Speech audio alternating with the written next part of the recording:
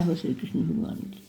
हे कृष्ण गोविंद हरे मुरारे, हे नाथ नारायण वासुदेवाय। हे कृष्ण गोविंद हरे मुरारे, हे नाथ नारायण वासुदेवाय। दूसरे अध्याय का शेष भाग। जिस काल में तेरी बुद्धि मोह रूप दलदल को भाली भांति पार कर जाएगी, उस समय तो सुने हुए और सुनने में आने वाले इस लोक और परलोक संबंधी सभी भोगों से वैराग्य को प्राप्त हो जाएगा। श्री कृष्ण भगवान कहते हैं, भांति भांति के वचनों को सुनने से तेरी विचलित हुई बुद्धि जब परमात्मा में अचल और स्थिर ठहर जाएगी, तब तू योग को प्राप्त हो जाएगा, अर्थात तेरा परमात्मा से नित्य संयोग हो जाएगा। अर्जुन बोले, हे केशव, समाधि में स्थित परमात्मा को प्राप्त हुए स्थिर बुद्धि पुरुष का क्या लक्षण है? वह स्थिर बुद्धि पुरुष कैसे बोलता है, कैसे बैठता है और कैसे चलता है? श्री कृष्ण भगवान बोले, हे अर्जुन, जिस काल में यह पुरुष मन में स्थित संपूर्ण कामनाओं को भली भांति त्याग देता है और आत्मा से आत्मा में ही संतुष्ट रहता है, उस काल में वह स्थित प्रज्ञ कहा जाता है। दुखों की प्राप्ति होने पर जिसके मन में उद्वेग नहीं होता और सुखों की प्राप्ति में जो सर्वथा प्रिय है तथा जिसके राग भय और क्रोध नष्ट हो गए हैं, ऐसा मुनि स्थित बुद्धि कहा जाता है। जो पुरुष सर्वत्र स्नेह रहित हुआ उस शुभ या अशुभ वस्तु को प्राप्त होकर ना प्रसन्न होता है, ना द्वेष करता है, उसकी बुद्धि स्थिर है। और कछुआ सब ओर से अपने अंगों को जैसे समेट लेता है, वैसे ही जब यह पुरुष इंद्रियों के विषयों से इंद्रियों को सब प्रकार से हटा लेता है, तब उसकी बुद्धि स्थिर है, ऐसा समझना चाहिए। इंद्रियों के द्वारा विषयों को ग्रहण न करने वाले पुरुष के भी केवल विषय तो निवृत्त हो जाते हैं, परंतु उनमें रहने वाली आसक्ति निवृत्त नहीं होती। इस स्थित प्रज्ञ पुरुष की तो आसक्ति भी परमात्मा का साक्षात्कार करके निवृत्त हो जाती है। श्री कृष्ण भगवान कहते हैं, ये अर्जुन, आसक्ति का नाश न होने के कारण ये परमथन स्वभाव वाली इंद्रियां यत्न करते हुए बुद्धिमान पुरुष के मन को बलात् हर लेती हैं।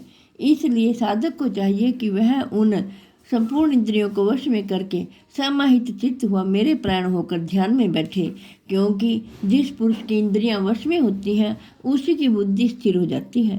विषयों का चिंतन करने वाले पुरुष की उन विषयों में आसक्ति हो जाती है, आसक्ति से उन विषयों की कामना उत्पन्न होती है और कामना में विघ्न पड़ने से क्रोध उत्पन्न होता है। क्रोध से अत्यंत मूढ़ भाव उत्पन्न हो जाता है, मूढ़ भाव में स्मृति में भ्रम हो जाता है, स्मृति में भ्रम होने से बुद्धि अर्थात ज्ञान शक्ति का नाश हो जाता है और बुद्धि का नाश हो जाने से यह पुरुष अपनी स्थिति से गिर जाता है। परंतु अपने अधीन किए हुए अंतःकरण वाला साधक अपने वश में की हुई राग द्वेष से रहित इंद्रियों द्वारा विषयों में विचरण करता हुआ अंतःकरण की प्रसन्नता को प्राप्त होता है। अंतःकरण की प्रसन्नता होने पर इसके संपूर्ण दुखों का अभाव हो जाता है और उस प्रसन्न चित्त वाले कर्मयोगी की बुद्धि शीघ्र ही सब ओर से हटकर एक परमात्मा में ही भली भांति स्थिर हो जाती है। ना जीते हुए मन और इंद्रियों वाले पुरुष में निश्चयात्मिका बुद्धि नहीं होती और उस अयुक्त मनुष्य के अंतःकरण में भावना भी नहीं होती तथा भावनाहीन मनुष्य को शांति नहीं मिलती और शांति रहित मनुष्य को सुख कैसे मिल सकता है? क्योंकि जैसे जल में चलने वाली नाव को वायु हर लेती है, वैसे ही विषयों में विचरती हुई इंद्रियों में से मन जिस इंद्रिय के साथ रहता है, वह एक ही इंद्रिय इस अयुक्त पुरुष की बुद्धि को हर लेती है।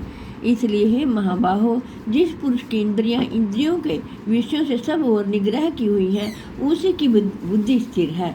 संपूर्ण प्राणियों के लिए जो रात्रि के समान है, उस नित्य ज्ञान स्वरूप परमानंद की प्राप्ति में स्थित प्रज्ञ योगी जागता है और जिस नाशवान संसारिक सुख की प्राप्ति में सब प्राणी जागते हैं, परमात्मा के तत्व को जानने वाले मुनि के लिए वह रात्रि के समान है।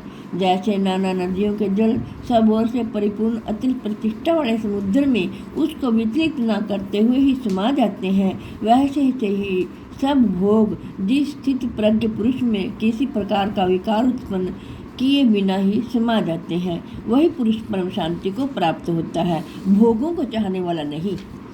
जो पुरुष संपूर्ण कामनाओं को त्याग कर ममता रहित, अहंकार रहित और सुपरिहार रहित हुआ विचरता है, वह शांति को प्राप्त होता है, अर्थात वह शांति को प्राप्त होता है।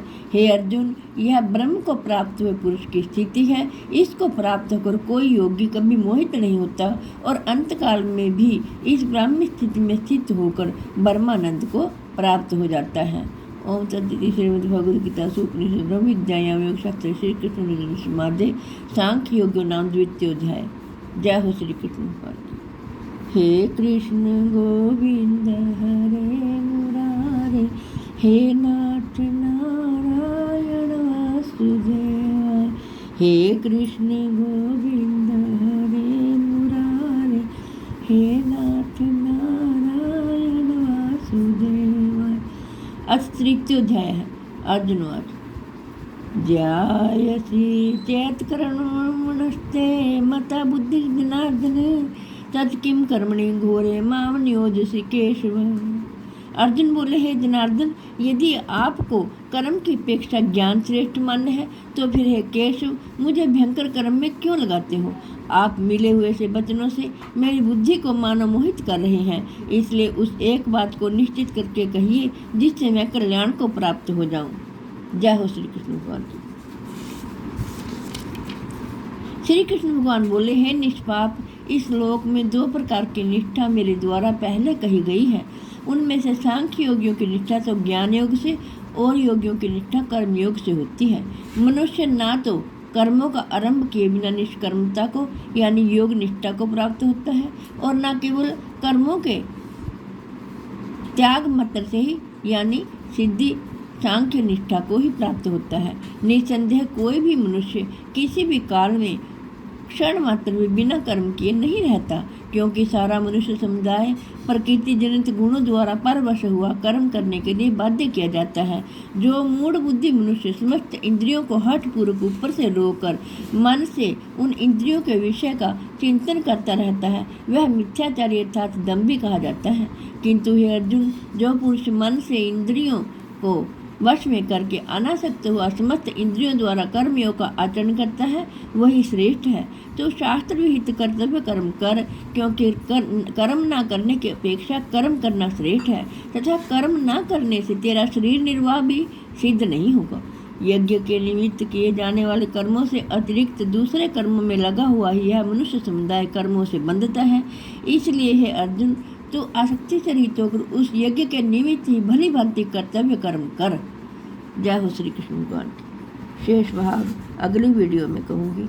मेरी आपसे हाथ जोड़कर प्रार्थना है कि आपके घर में जो बुजुर्ग हैं, जो चल फिर नहीं सकते, लाचार हैं, अति वृद्ध हैं, आप उन्हें ये गीता जी का पाठ जरूर सुनाएं ताकि वो इसका लाभ उठाएं और शांति प्राप्त करें। जय हो श्री कृष्ण भगवान की।